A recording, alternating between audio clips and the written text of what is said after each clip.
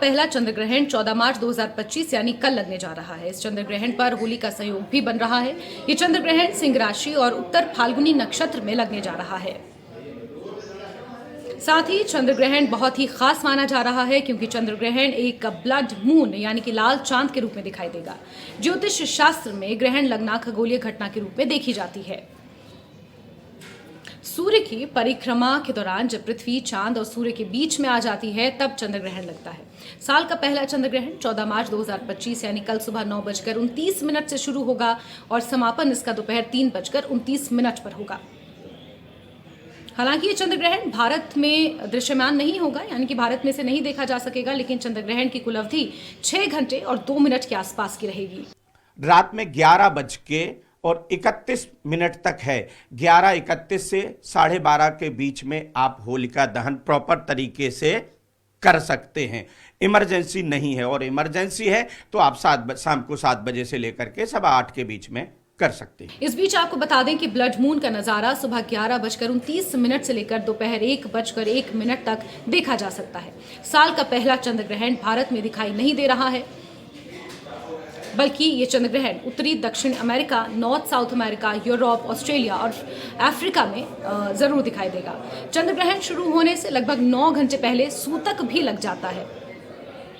चूंकि ये चंद्र ग्रहण भारत में नहीं दिखाई देगा, इसलिए इसका सूतक काल भी मान्य नहीं होगा। इसको लेकर बहुत सारी धारणाएं हैं, बहुत सारे मिथक भी हैं और लोग इस कंफ्यूजन में भी हैं कि क्या भारत में इस चंद्र ग्रहण का असर होगा या नहीं। तो आपको बता दें, क्योंकि ये चंद्र ग्रहण भारत में दिखेगा नहीं, तो इसके सूतक का असर भी भारत में नहीं होगा। भद्रायाम द्वय कार्य न कर्तव्य। द्वय कौन से?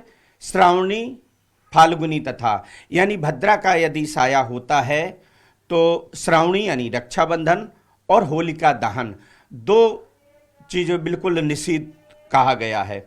इस बार अगर देखते हैं तो 6 बज के कुछ शाम को 6 बज के भद्रा आरंभ हो रही है और भद्रा के समय में होलिका दहन नहीं किया जाता। अगर ऐसा हम करते हैं तो ये अरिष्ट होता है, जो हमारे जीवन के लिए हानिकारक होता है। दरअसल सूतक काल में देवी देवताओं की पूजा या अनुष्ठान जैसे शुभ कार्य नहीं होते हैं।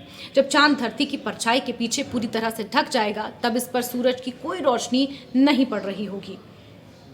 ये अंधेरे में चला जाएगा, लेकिन चांद कभी भी पूरी तरह से क्योंकि काला नहीं होता तो ये लाल रंग का दिखने लगता है। इसलिए कई बार इसे पूर्ण चंद्र ग्रहण को लाल या खूनी चांद भी कहा जाता है।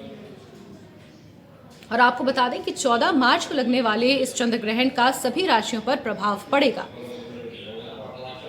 खास तौर पर वृषभ, मिथुन, कर्क और वृश्चिक वालों के लिए ये साल का पहला चंद्र ग्रहण बहुत ही शुभ माना जा रहा है। लाभ होने की संभावना बन रही है। इसके अलावा ये चंद्र ग्रहण सिंह, तुला और मकर राशि के लिए अशुभ माना जा रहा है। अब आपको बता दें कि चंद्र ग्रहण के दौरान आपको किन बातों का ख्याल रखना है। चंद्र ग्रहण के दौरान आपको क्रोध नहीं करना है। क्रोध करने से अगले 15 दिन आपके लिए खतरनाक साबित हो सकते हैं। वहीं चंद्र ग्रहण के दौरान भोजन ग्रहण नहीं करना चाहिए। साथ ही पूजा पाठ करना भी इस दौरान वर्जित माना जाता है। चंद्र ग्रहण के दौरान किसी भी सुनसान जगह या शमशान भूमि के पास नहीं जाना चाहिए। इस दौरान नकारात्मक शक्तियां काफी ज्यादा होती हैं और वैसे भी नेगेटिव एनर्जी इस दौरान पूरे ही वातावरण में होती है। तो आप कोशिश करें कि इस तरह के अकेले, शांत और जो थोड़े से कहीं ना कहीं नेगेटिव प्लेसेस होते हैं वहां पर जाने से आप बचें। वहीं चंद्र ग्रहण के दौरान आपको क्या करना चाहिए वो भी बताते हैं। चंद्र ग्रहण के दौरान सिर्फ भगवान के मंत्रों का जाप करना चाहिए, जो कि 10 गुना ज्यादा फलदायी माना जाता है। चंद्र ग्रहण के बाद शुद्ध जल से स्नान करना चाहिए। गरीबों में दान पुण्य करना चाहिए। चंद्र ग्रहण के बाद पूरे घर को शुद्ध करना चाहिए। ऐसा करने से जो भी नकारात्मक शक्तियां होती हैं वो दूर हो जाती हैं। ग्रहण के समय गायों को घास, पक्षियों को अन्न, जरूरतमंदों को वस्त्र देने से कई गुना पुण्य प्राप्त होता है। हालांकि चंद्र ग्रहण को लेकर कई तरह के मिथक भी हैं, लेकिन इस दौरान आप कोशिश करिए कि नेगेटिव थॉट्स से आप बचे रहिए, पॉजिटिविटी रखिए अपने आसपास, शांत रहिए।